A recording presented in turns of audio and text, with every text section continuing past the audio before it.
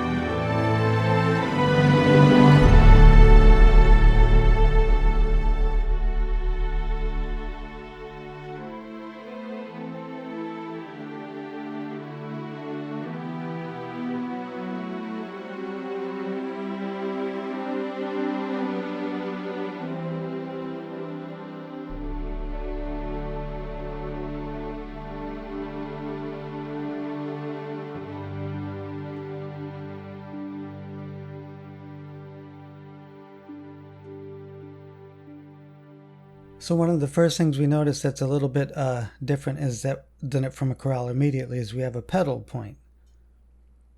And I'm going to show you how I got to that final version, because this is actually me mapping it out earlier, prior to making the orchestrated version.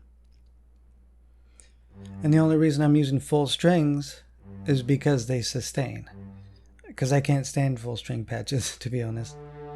So right now, here's something we could break right away.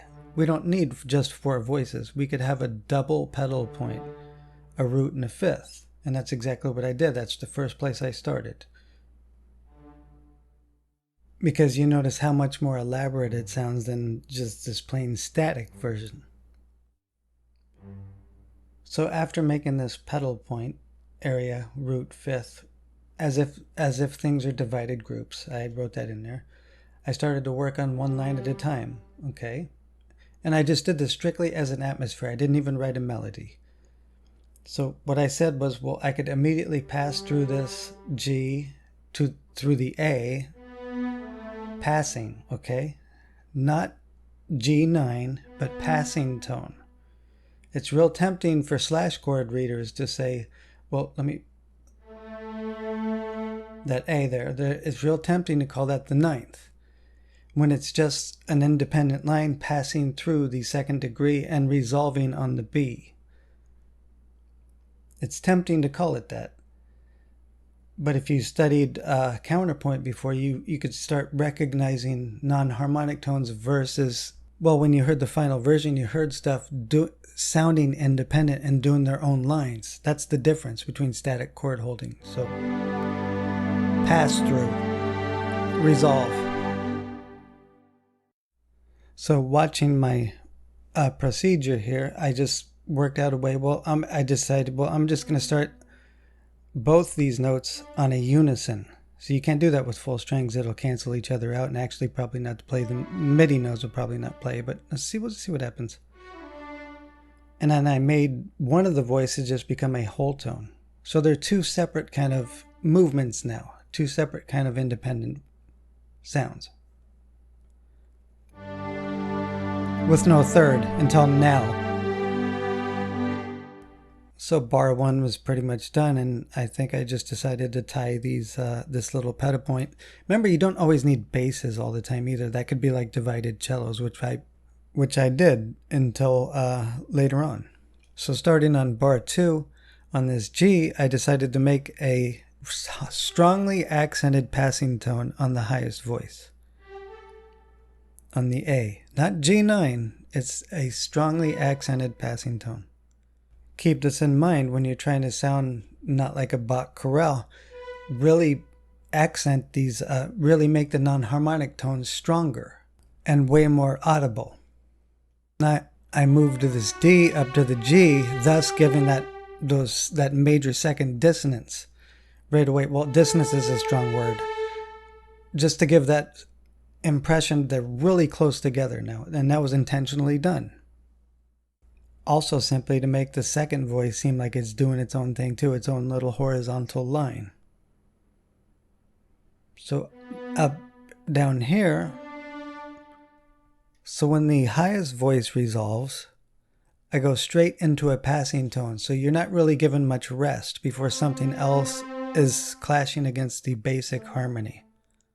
And there's another way to not sound like a chorale, is the second something resolves, introduce something that needs to resolve. And all this over a double pedal point.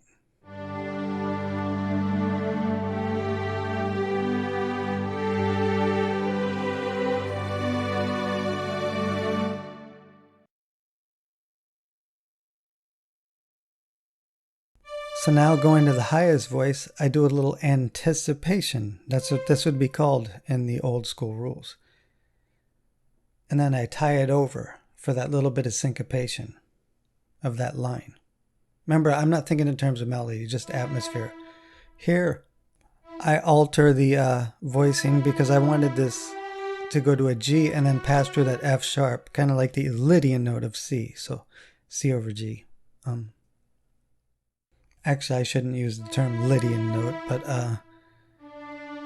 so there's a bunch of non-harmonic tones on the second C part. It goes to a D, and I'll explain why in a second. So I just made this middle voice just a plain whole note. Now as if it's divided cellos, which it is, I actually started to move that voice around.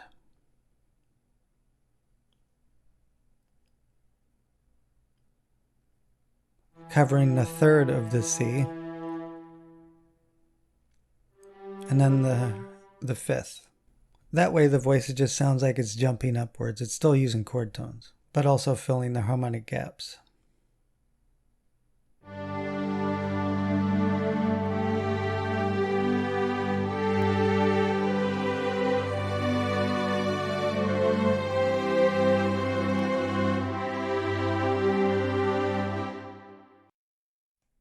So moving right along, I actually moved this D over G over here and actually did a little bit of an anticipation in the previous bar. I'll show you what I mean. And delayed the resolution to this chord, which is sometimes called retardation in old school terminology. First, fixing the lowest note's pedal point to keep it consistent with the first two bars. Consistency, we're just looking, sometimes you need that too to hold things together. Just tie those guys off. So here's where the delayed resolution comes in. I went ahead and tied off the G up here, top voice, and turned the lowest voice, or the second voice, into an anticipation of that D over G. It's anticipating that, oops, lost the tie.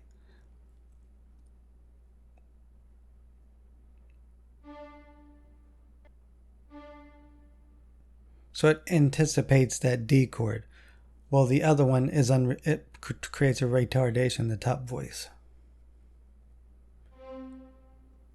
I tied this off, long held C note, which jumps down to an A.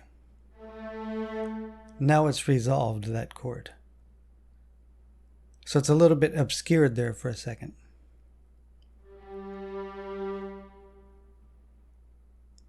And there's the divided cello line, which actually resolves part of this. It's part of this anticipation area and resolves downward. Probably stick the stem down. I'm not sure if I did it because this was sketching. No, actually I did. Put the stem down, just easier to read. So basically, this area becomes a little bit obscure because you're anticipating the D chord by holding just a little bit over of the C chord, but not the D note. And then a little bit of hairpin, retarding the resolution, common and counterpoint.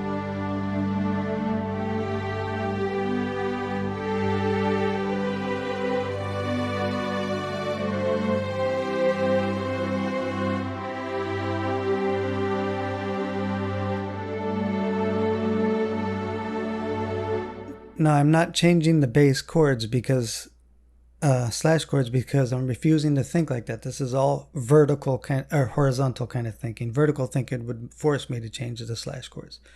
So I could basically copy this area and put it over here, except there's a little bit of a change where the lowest end starts to break away from the pedal point.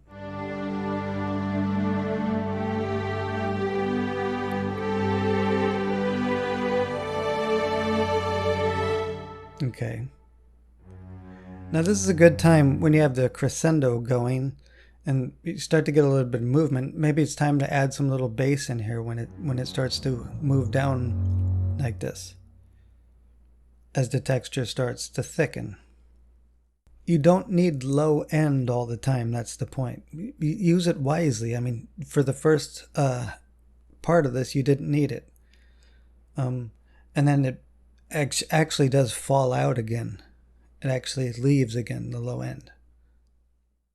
And only occurs on this build-up here. So what I did was just, instead of jumping downwards like this, I just changed the order. Put this up here, because we're not worried about spacing, remember that?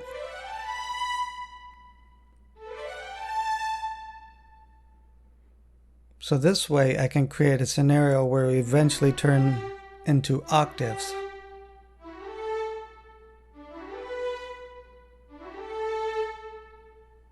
And here also I decided to keep it almost completely chordal and just start to thicken up the texture on the crescendo and the high point.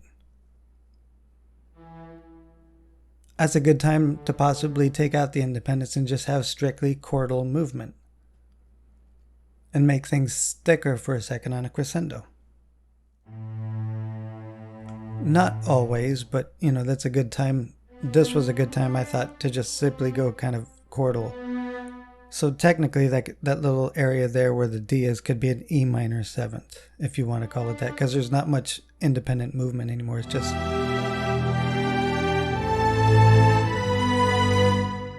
Okay. Remember, I'm not thinking just about full strings either. I'll write in there, keep mostly chordal. thicken the texture up a little bit. As it gets louder and louder, you introduce more things, more instruments. So I don't remember if I thickened this up completely. Yeah, you might do something like this.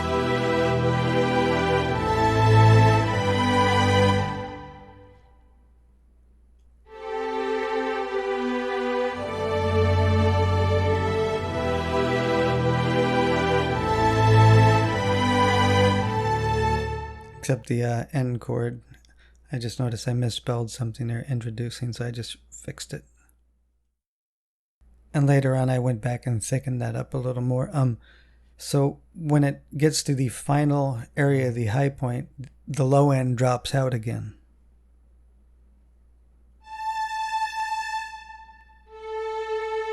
To a much simpler version of the D chord, a much lighter version as it gets quieter. And so I was actually just sketching right here and, just thickening things up.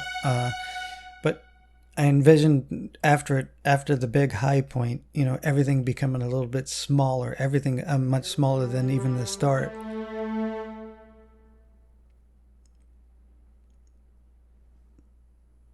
So wait a minute, kind of messed something up. I think this is a mess up I actually recorded. I had to rethink about it.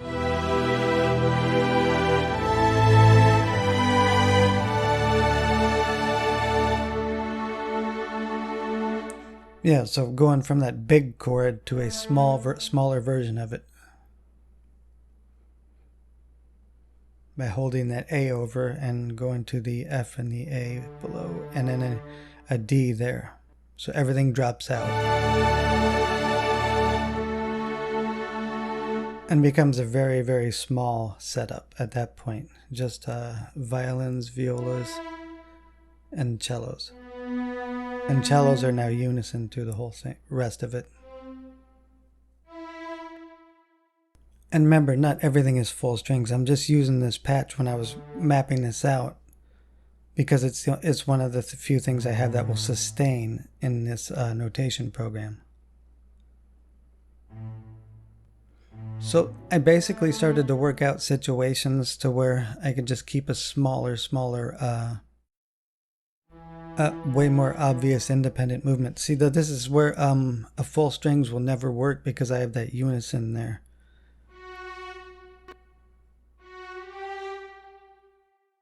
And doing stuff like that accented passing tone on the strong beat. Not a D sus4, remember? I'm not thinking like that. I'm thinking of that horizontal line. All these lines I'm thinking in terms of that.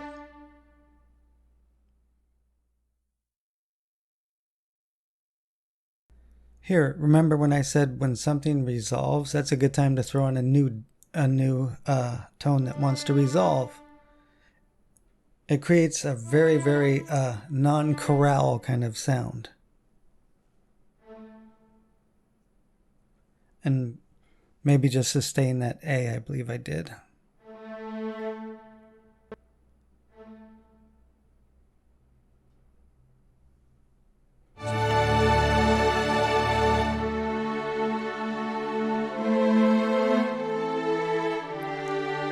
Yeah, that's full strings don't play these things back very well. You hear how it just dropped out because the unison.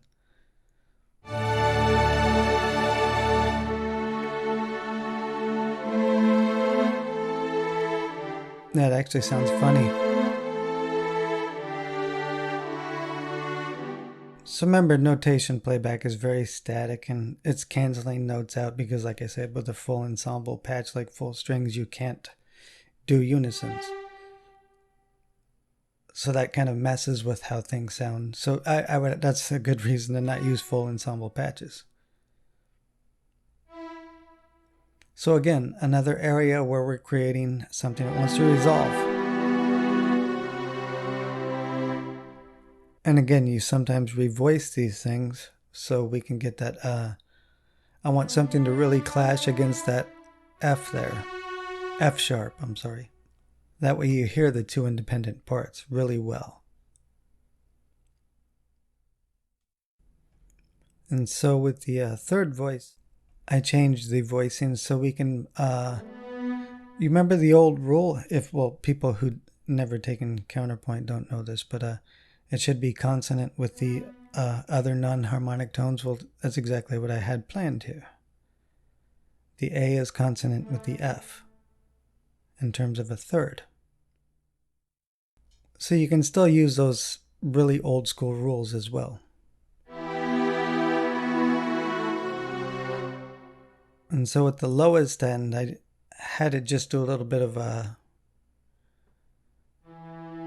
just plain old arpeggiation of the E minor chord, and had it jump up to the F sharp, I'm sorry. That's an F sharp too. So here's another case where another instrument's going to end up on a unison, which with full strings is going to cancel it out, and you're not going to hear the separation anyway. So see the note off that happened just happens. That's why I don't like full strings. That and you can't hear the separation, as I said. So I'm going to tie those two together. And this is going to result in what we would call a suspension. Not G sus4, but it's going to be a G that suspends, or a C that suspends over into the G and resolves. Different type of thinking. So what I'm going to do here now after the suspension is create a unison. And we're going to take the top note, I'm going to create an anticipation. That's what it's called, when you anticipate the next chord. So it's a little hard to grab it.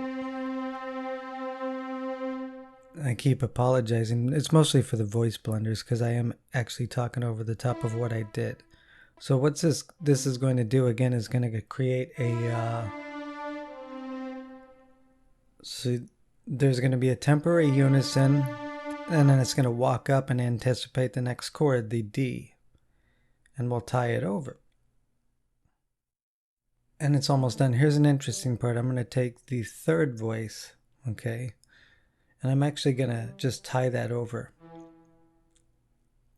And the lowest voice creates a unison with it temporarily, but I'm just going to put a rest there. Actually, that's what I remembered doing. I know what I eventually do. I think I just was experimenting here, so let me see what I did first.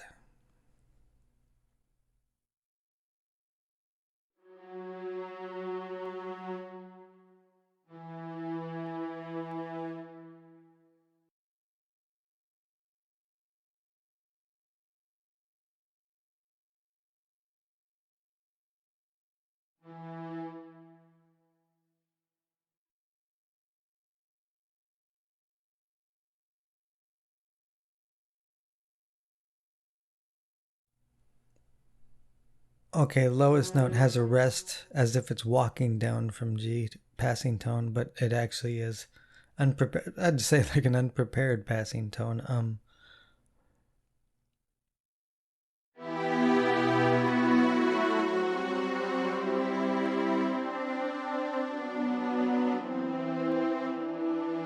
Because of all the unisons, you're getting a lot of MIDI note off cancellations because it's a full strings patch. So it doesn't sound like separation. And that's one of the problems with writing full strings patches. You can never do unisons, and that's one of the beauties of unisons is one voice can move away from them in stepwise motion and produce a dissonance or tension, or in horizontal terms, a non-chord tone. So in the last bar, I just put an anticipation in because the final bar was just a G5 with, I should have put that in the, doesn't matter. It's just no third, G, no third.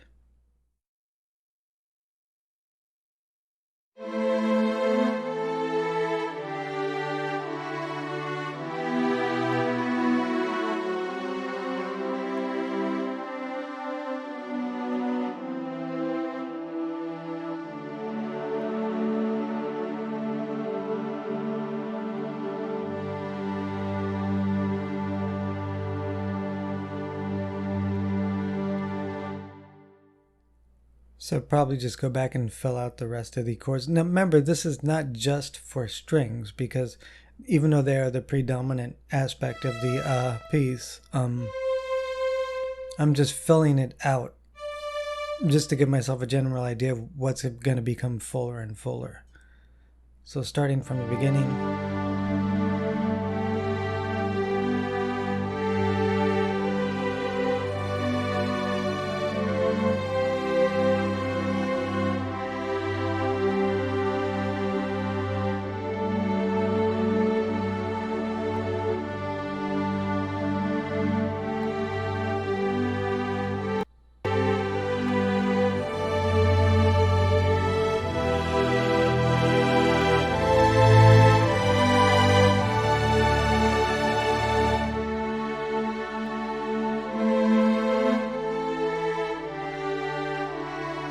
Notation playback's definitely terrible.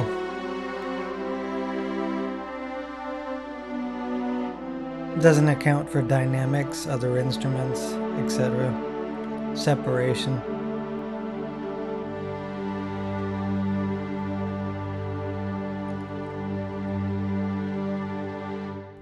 So now let's hear what when I took that out to the Notion and orchestrated it, then took it to the DAW and rendered it with VSL, see what it sounded like. This is completely based off of this, which is mostly focused on the string groups as the prominent instruments.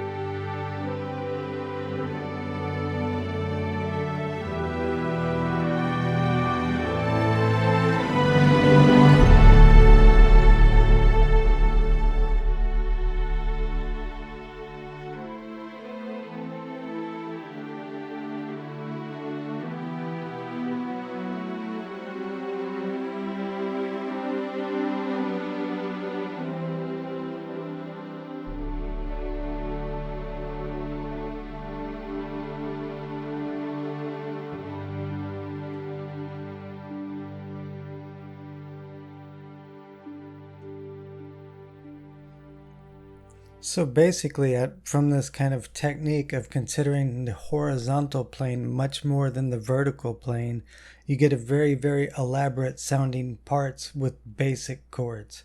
That's what to really get out of this. Do you want to just hold chords, or do you want a really elaborate kind of sound with even the simplest of chord progressions? And you're not going to do that just chord stacking. Now this is a great lesson on the difference between vertical stacking thinking, slash chords, and getting out of that mode and thinking of horizontal lines. Horizontal line thinking could actually make the most simplest of progressions like this sound way more elaborate than just simply holding vertical stacks. And the interesting part is you still get the same kind of tension notes you would with more complex chords. However, you're getting them via a horizontal line thinking, not vertical stack thinking.